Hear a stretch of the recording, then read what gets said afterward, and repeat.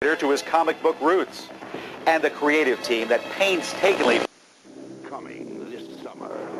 Get ready for the most extraordinary offer in television history.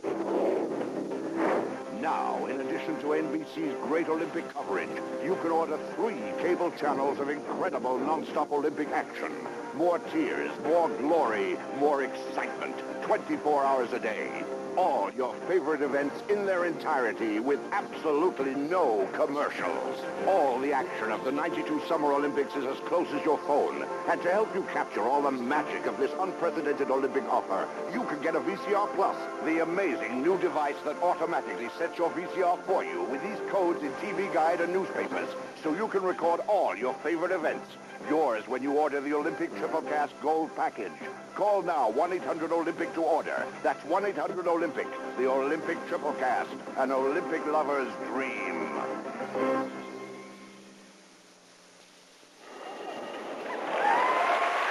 Welcome back to Orlando. Henrietta Hanodi of Hungary. Her third rotation, the balance beam, and this Elfie has been a troublesome event for her. You could say that this has become her nemesis. At the World Championship, she had some major problems in the all-around competition. And then last night in the qualification round of competition, she had problems with her toughest skill on this event. It's a combination back handspring to an Arabian front. It's a very difficult skill, but as you can see, she just could not hang on to the move. How she has matured. Remember her first appearance at the American Cup in 1987. She was just 12 years old, 4 feet tall. The Fairfax, Virginia crowd fell in love with her immediately. Now she's 17 and undoubtedly thinking about the immediate past, hoping she can correct that today. Well, actually, I was watching her in the warm-up, and she was standing at the end of the beam waiting to go. She was not practicing the skill as she did the other night, so this could be a good omen.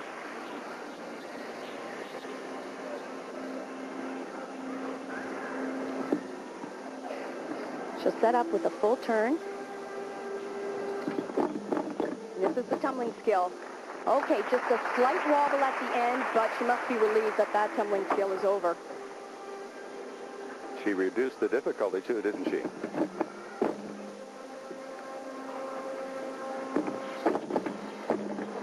Actually, Dick, from last night's competition, it was the same skill. It's just she performed it so poorly in the qualification.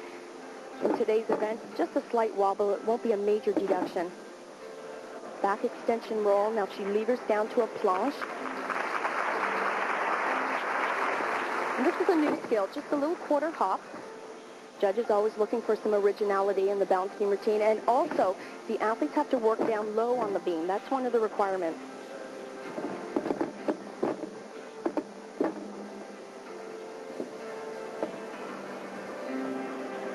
Had a little bit of a problem with her dismount yesterday as well. Didn't quite get the triple twist all the way around.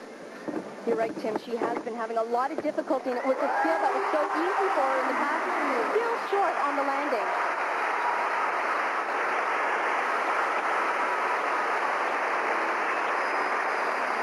17-year-old #1 Hungarian gymnast needs a 9.387 to take first place with Zmeskal and Miller to come. And here's the skill, a back handspring in combination to an Arabian. It's very difficult to do because she's landing in a blind landing. Much better today. And on her dismount, she didn't quite complete that third rotation, did she? Was very short, Dick, on the landing. She usually performs it so beautifully and stands it right up, but I've noticed over the past few competitions, she has not been completing the twist. Let's take a look at it. Now she'll set with a round off, and there's her takeoff. Perhaps not quite enough height. She does spin very quickly, but you can see right there, that's a three-quarter landing, so it is not a perfect triple twist. Really not a traditional dismount, though. Very few athletes. I believe Michelle Duzer from the United States was one of the first to perform that dismount off the balance beam. A little bit more difficult than the standard double back somersault. Just free exercise left now for Hanodi, who seems pleased as they post her marks.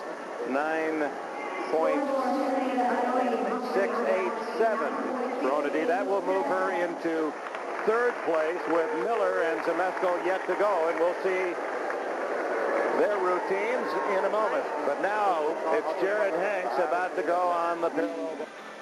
Beautiful Orlando Arena has been the host of the U.S. Figure Skating Championships, the NBA All-Star Game, now the American Cup Gymnastics. So the folks down in Central Florida have seen the very best in three great sports. We can tell you that Jared Hanks' score on the parallel bars after much judging debate was 9.75. So that's the number Karpenyenko needs to beat to take the lead with one rotation to go. Now let's go to what's the most intriguing battle between the top two U.S. women. Shannon Miller, who has her eyes on something special, and although she's frail and delicate and so quiet, she's a real powerhouse, and of course we know the strength of Kim Zmeskal. Well, Dick, it's so interesting to see the difference between the two body builds and also the personalities. Kim really plays to the crowd. She is very powerful, and you can see that in her very strong build. Shannon, on the other hand, is very slight, almost very fragile looking, but you'd be amazed at just how much power she does possess. Would like to thank American Athletics. Very hard to put on a beat without Kim Zmeskal literally carries the weight of the world on her 16-year-old shoulders. She's America's first world all-around champion. She's expected to win. She's the one. She carries pressure into Barcelona more than any gymnast in American history. She's taken the year off from high school, spends endless hours training, thinking, and wide-eyed wondering. I want to win everything I'm going to. That's what I'm training for.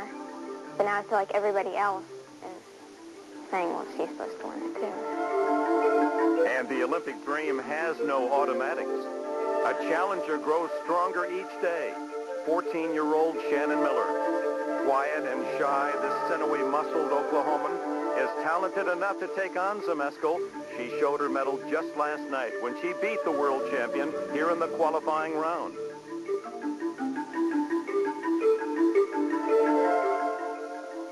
And here we go. Arm is out.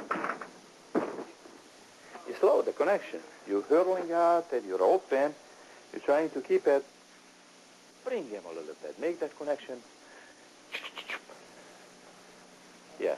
Put more speed on the end. It's like once you're up there, you don't want to lose because then everybody will look away and look at this other person. And last year at the American Cup, Kim did lose to her best friend, Betty Aquino. Kim stood in the background and watched all eyes focus on her teammate.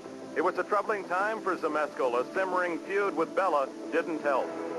Unfortunately, her priorities cannot be set right. and that messes up probably her ultimate goal. I wouldn't be spending so much time in the gym if I didn't want to be in the World Championships.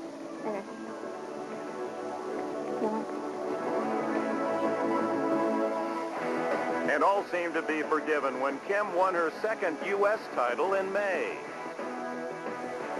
And then the ultimate, Kim Zmeskal, world all-around champion. The heartache of last year evaporated, and by the time the Queen had taken her place atop the podium, she was a changed athlete. With this, her new status, her mind is set. Yes, I have some obligations, and I have to fulfill some other requirements, which in past I did not consider so highly. I used to just be, so-so and work out, and then I go in a competition and be able to do it, and everyone's like, that's not fair, But I think lately, my workouts have been better. So hopefully that'll mean my competitions will be even better. Outside the Caroli system in Edmond, Oklahoma, Shannon Miller rises with the sun each and every day. She tries to lead a normal life. She really tries. She's never missed a practice in 5 years.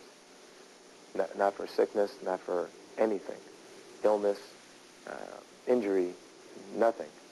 And there isn't another girl, I don't think, in the country that can say that I know of. Inertia is a resistance of an object motion. Even in this Olympic year, Shannon, a freshman, still attends high school. Unlike many gymnasts these days who move away from home to be close to their coach, she still lives with her family, a father, a college physics professor, and her mother.